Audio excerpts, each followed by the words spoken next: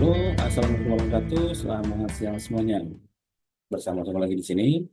Jadi topik kali ini adalah sesuatu yang tidak berhubungan dengan olah napas, tapi mensupport untuk penyembuhan dan daya supportnya itu besar sekali. Apa itu? Hmm.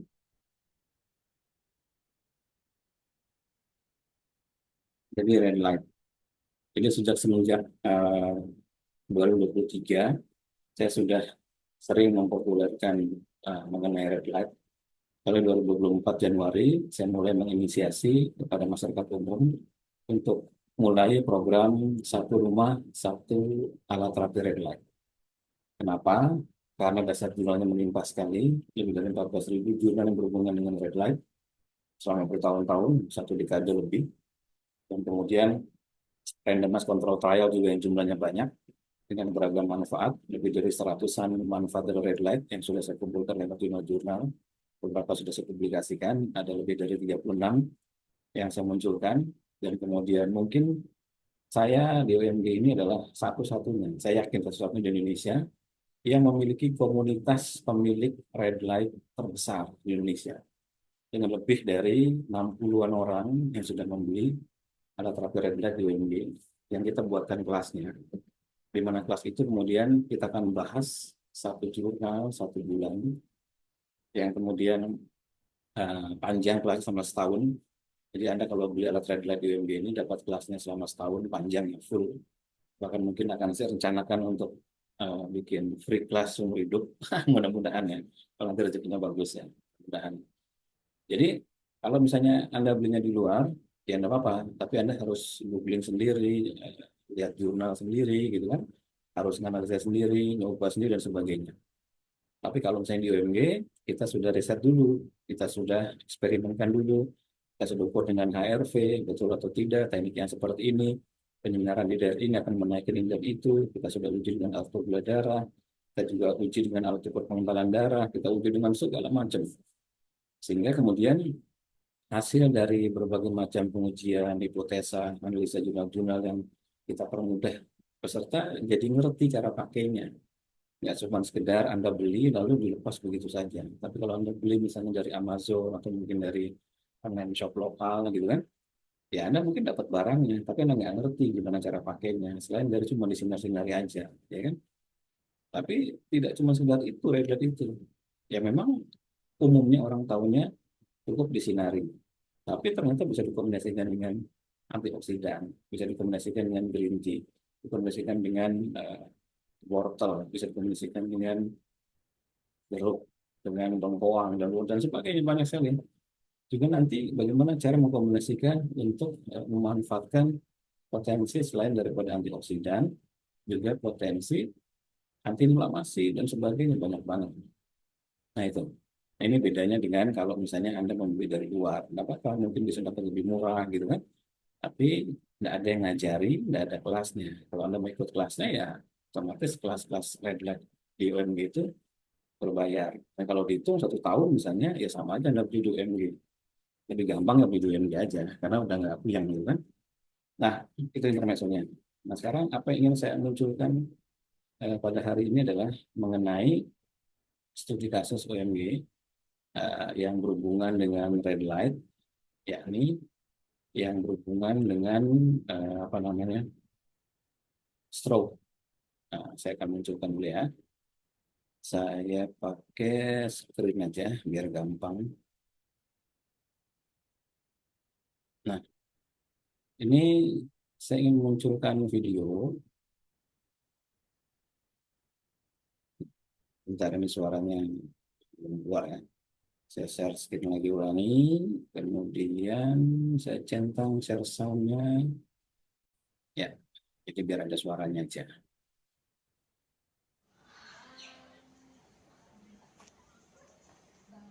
Oke, jadi pasien ini bukan pasien saya, tetapi salah satu peserta yang membeli alat red light dan melakukan terapi di Jawa. Nah, ceritanya si pasien ini lumpuh separuh, sebelah kanan lumpuh, nggak bisa gerak.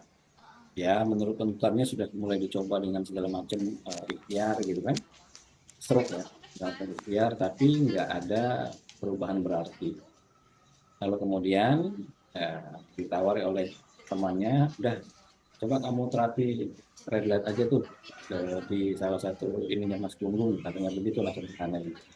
Lalu kemudian dicoba dan kemudian kita lihat hasilnya, kita langsung geser di mana satu. Nah, kelihatan itu tangan kanannya mulai bergerak, tangan kanan mulai bergerak. Nah, kelihatannya.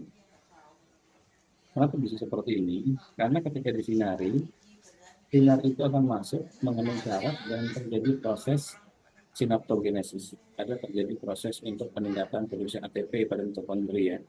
Ini energi dari sel sarafnya itu menjadi lebih besar, lebih kuat, gitu kan? Sehingga memungkinkan dia untuk melakukan peningkatan power. Ya, dalam hal ini, kalau stroke berarti tercipta gerakan-gerakan. Ya, walaupun kelihatannya masih sederhana, tapi ini dua progres yang bagus banget. Yang selama ini mungkin susah untuk dilakukan, gitu kan?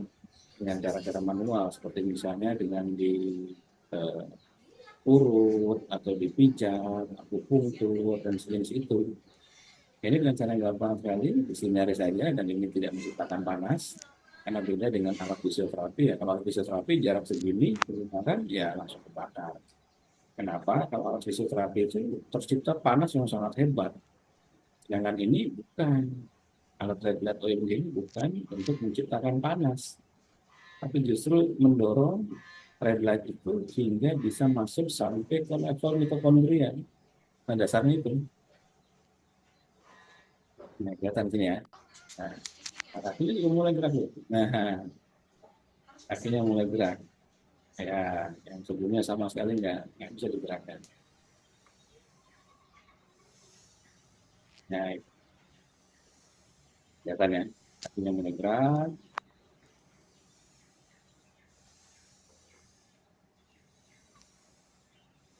Gitu ya. Nah,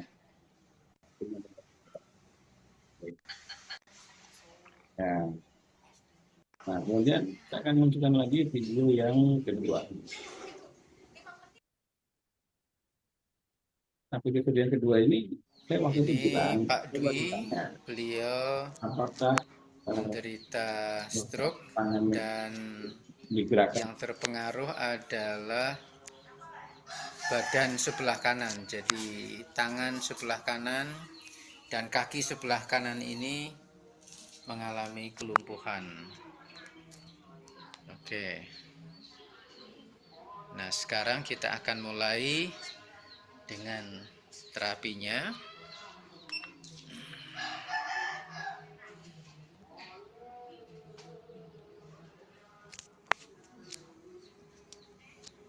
Saya percepat ya. Nah, posisi di mana dia bergerak. Nah, Nah, sekarang tangannya mulai bergerak.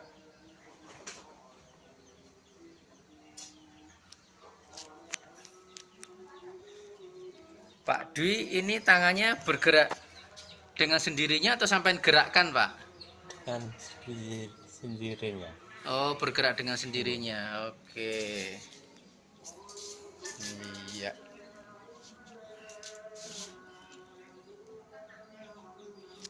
Nah, kemudian kaki juga sekarang bergerak. Iya. Iya. Oke. Iya, iya. Oh, iya, oke. Iya, bergerak. Oh,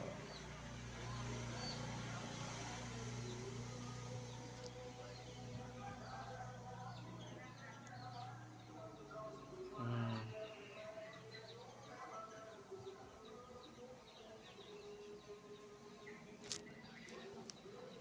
iya.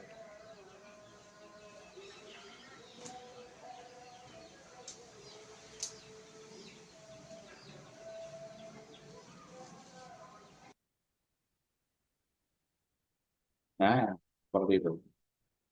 Ya, jadi ada beberapa nanti yang saya angkat secara berkala untuk testimoni dan kemudian analisanya.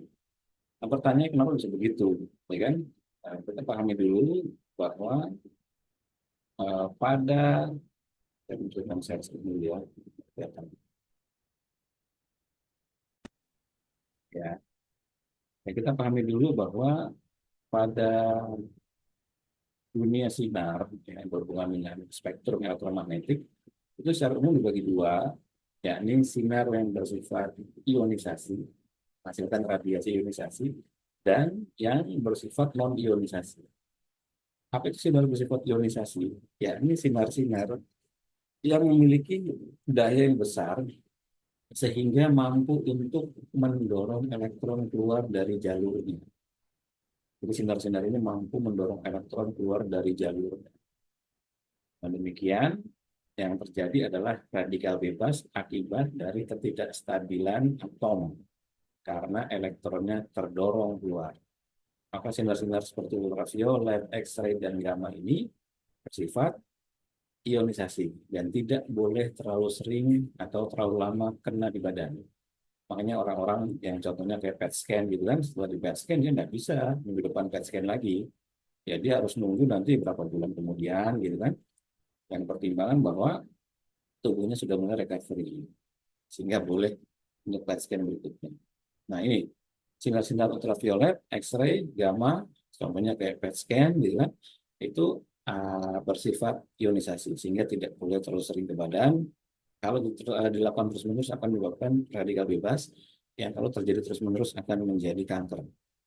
Itulah kenapa orang-orang yang berjemur gitu kan, ultraviolet, maka dia harus dilindungi dengan sunscreen, sunblock, sederhananya begitu. Karena energinya besar. Kemudian ada sinar yang kedua disebut dengan non-ionisasi. Yang paling gampang terlihat adalah visible light, infrared, microwave, dan radio wave. Ini sinar bersifat non-ionisasi. Ya, ini ketika kita dikenai atau sebuah sel atau atom dikenai dengan sinar yang bersifat non-ionisasi, maka tidak terjadi apa-apa karena daya energinya rendah sehingga tidak mampu untuk mendorong elektron keluar dari jalur. Sehingga sifat kestabilan dari atomnya itu masih normal begitu. Beda dengan ionisasi, sifat kestabilan atomnya menjadi sangat tidak stabil. Nah, visible light, ya ini contohnya adalah Magico Hibinium, sinar-sinar Magico Hibinium. Jadi sinar-sinar Magico Hibinium ini dia tidak, kalau mengenai kulit ya baik-baik aja, tidak ada masalah begitu. Nah, yang kita pakai di sini adalah sinar merah. Sinar merah kenapa? Karena masing-masing dari Magico Hibinium ini memiliki kemampuan penetrasi pada kulit. Sinar-sinar seperti biru, hijau, kuning memiliki tingkat penetrasi yang rendah. Sedangkan penetrasi sinar merah dan infrared memiliki penetrasi yang tinggi. Dan ini ketika bicara infrared, kita bicara infrared beneran, gitu kan, sinar yang beneran infrared. Yang Anda bisa lihat dari handphone ya, karena mata kita tidak bisa melihat infrared, Anda bisa melihat ketika menyalakan HP lalu diarahkan pada alatnya. Nah, yang kita bahas ini adalah red light. Kalau red light ini terjadi manfaat ketika dikenai pada kulit. Nah, kenapa kok bisa terjadi manfaat? Ya, saya menunjukkan. Saya pakai share screen aja biar gampang ya. Dan kelihatan langsung. Nah, kita lihat di sini. Nah, begitu. Nah, kan terjadi mekanisme ini ketika sebuah sebuah alat memancarkan sinar merah mengenai kulit. Pertama, terjadi peningkatan aliran darah. Ya, istilahnya terjadi peningkatan oksigenasi aliran darah di otak. Kan luar biasa. Jadi peningkatan antioksidan SOD. Karena nggak perlu bilang gitu untuk dapat manfaat peningkatan antioksidan SOD. Kalau beli suplemen SOD kan mahal, kalau ini enggak.